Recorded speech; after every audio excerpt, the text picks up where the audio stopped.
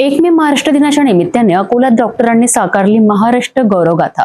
राज्याच्या स्थापनेच्या दिवशी IIMA अकोला या संस्थेने सादर केला एक खास सांस्कृतिक कार्यक्रम, ज्यात महाराष्ट्राच्या संस्कृतीचा, परंपरेचा आणि लोककलेचा जागर झालाय।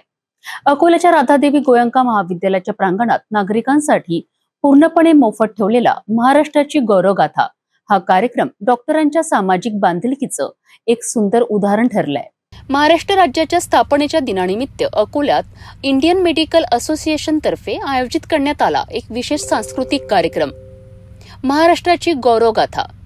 या उपक्रमाची माहिती पत्रकार परिषदेत IIMAचे अध्यक्ष डॉक्टर संतोष कुमार सोमाणी यांनी दिली आहे।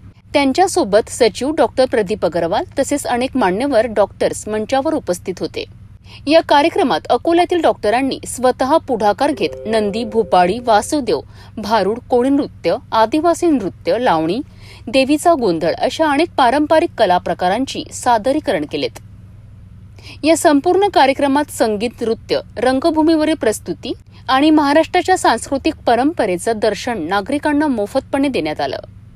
हा कार्यक्रम फक्त एक मनोरंजन नव्हता, तर एक सामाजिक संदेशही होता की डॉक्टर समाजासाठी केवळ आरोग्य सेवेतच नाही, तर सांस्कृतिक उन्नतीतही महत्वाची भूमिका बजावत आहेत। महाराष्ट्राची गौरवगाथा ही कल्पना अकोल्याच्या डॉक्टरांच्या संघटनेने सामाजिक बांधिलकी म्हणून साकार केली, ज्यामध्ये प्रत्येक नागरिकाला आपले संस्कृतीशी नव्याने नाते जोडता आलं। कार्यक्रमासाठी मोफत पास, IIMA सभागृह आणि कार्यक्रम स्थळीही उपलब्ध करून देण्यात आले होते। या कार्यक्रमाने अकोल्याच्या सांस्कृतिक नकाशावर एक उठावदार ठसा उमटविला आहे।